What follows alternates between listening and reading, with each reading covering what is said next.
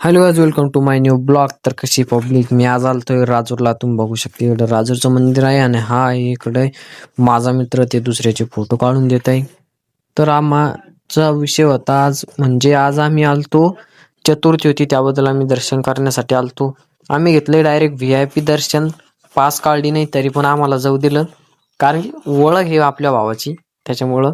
आणि इकडे तुम्ही खाली बघू पलीकडून डायरेक्ट लांबून बाहेर लागते संकष्ट चतुर्थीला. तुम्ही हे बघा किती लंबी लाट बाहेर लागलेली आहे. इकडे आता बारी दर्शी कमी झालेली आहे, मग एकदम फुल म्हणजे माणूस घासत आहे.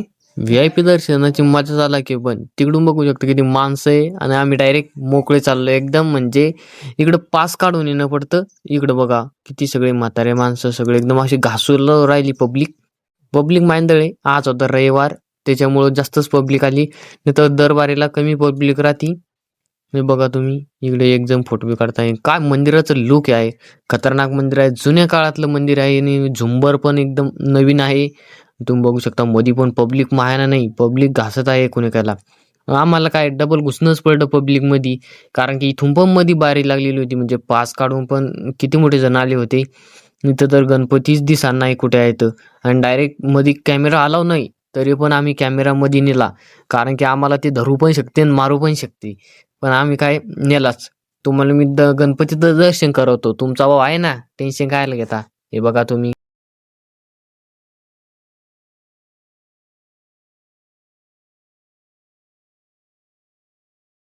दिसले का गणपती? थोडेच दिसेन, कारण की जास्त पब्लिक आहे त्याच्यामुळे इथे फोटो काढू देत नाही. इथे तुम्ही बघू शकता वरती कोपऱ्यावर कॅमेरा अलाव नाहीये. तर हे बघू शकता तुम्ही इकडे गणपती आहे मध्ये, आणि ते मुख दर्शन घेऊन आम्ही.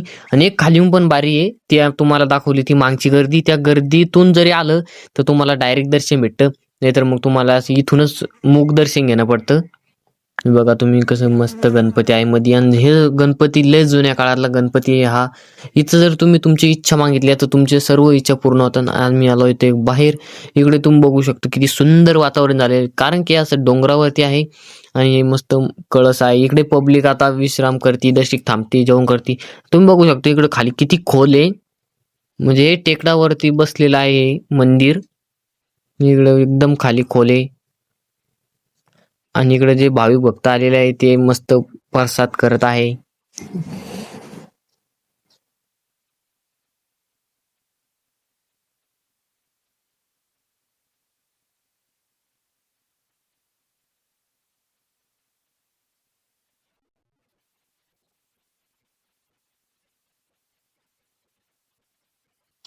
इथे बघा सगळे पब्लिक बसलेली आहे एकदम चौकडे. खाली मस्त बदामाची झाडं आहे आणि एकदम सुंदर वातावरण आहे. आणि तुम्ही कधी आले का मला तुम्ही नक्की सांगा, आणि तुम्ही नक्की एकदा भेट द्या. एकदम मस्त महादेवाचं मंदिर आहे, महादेव आणि विठ्ठल मंदिर आहे.